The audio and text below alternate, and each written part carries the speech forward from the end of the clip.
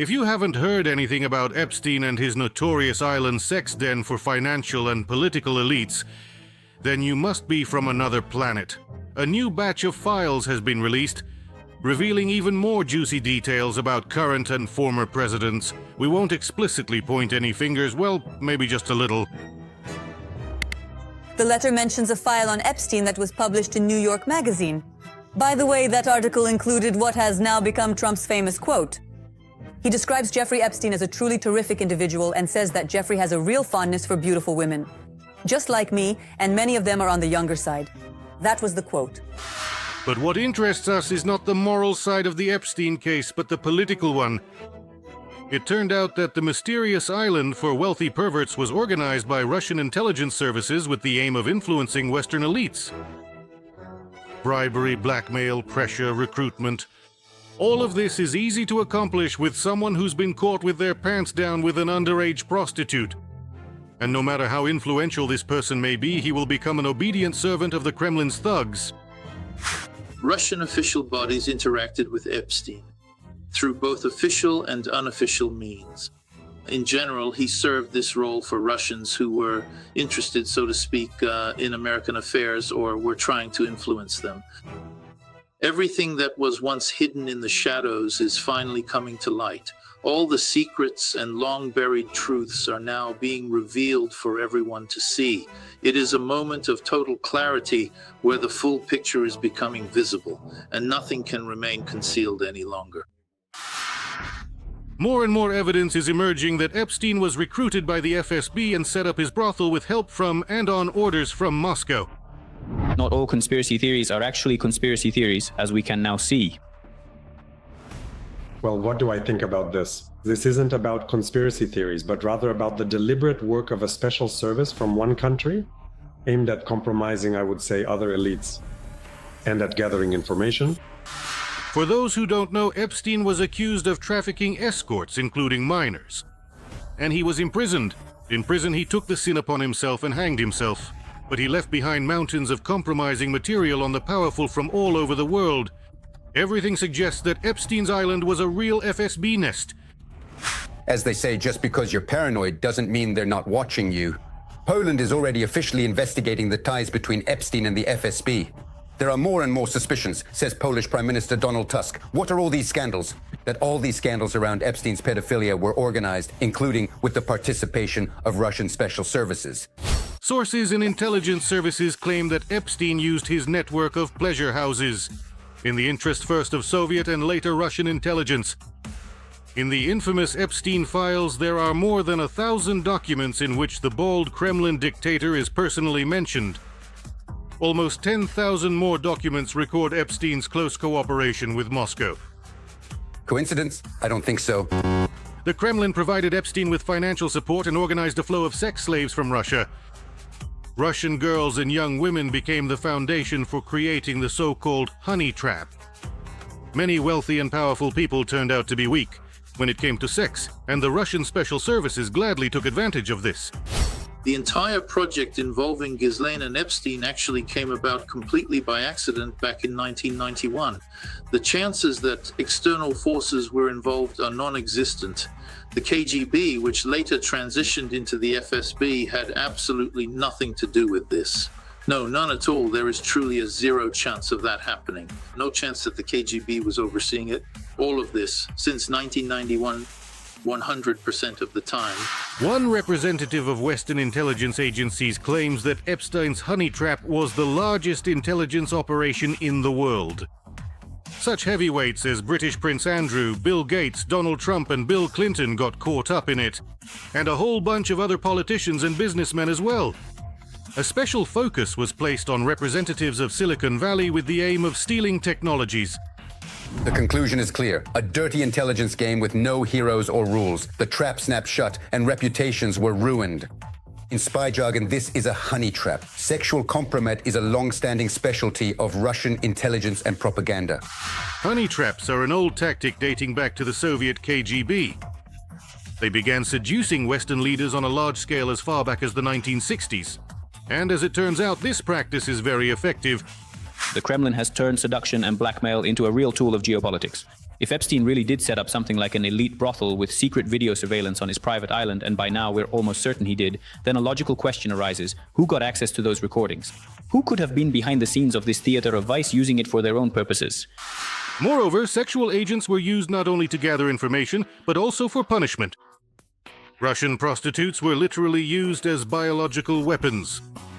As of this moment right now, Vladimir Putin is starting to send a new kind of sophisticated precision biological weapon directly into the heart of Jeffrey Epstein's ongoing operation. These are prostitutes infected with venereal diseases, prostitutes from Russia. Such prostitutes were especially highly valued within the FSB, and they were deployed very selectively and carefully. I know this firsthand from speaking directly with one of the FSB officers involved in these operations. In Epstein's files, there is confirmation of this. In one of the emails, Bill Gates asks one of Epstein's advisors to get medicine for treating sexually transmitted diseases. It is stated outright there that the billionaire caught an infection after having sex with Russian girls. It's scary, really scary. We don't know what it is. If we knew what it was, we wouldn't know what it is. Everything points to Epstein having been recruited by the old Soviet spy Robert Maxwell. This American tycoon was considered a Soviet agent since the 1970s, but in 1991 he died under mysterious circumstances, falling overboard from a yacht in the middle of the Atlantic. Oh, how convenient. But Maxwell's daughter, Ghislaine, took up her father's cause. She was Epstein's accomplice in his immoral activities. By the way, Ghislaine is currently serving a 20-year prison sentence for child trafficking for sexual exploitation. Ghislaine worked for her father her entire life, and the likelihood that she was not recruited by Russian intelligence services is very low. It is currently uncertain exactly how much information might actually be in the hands of the Russian intelligence services. We don't really know, in principle, what specific conclusions have been drawn from this.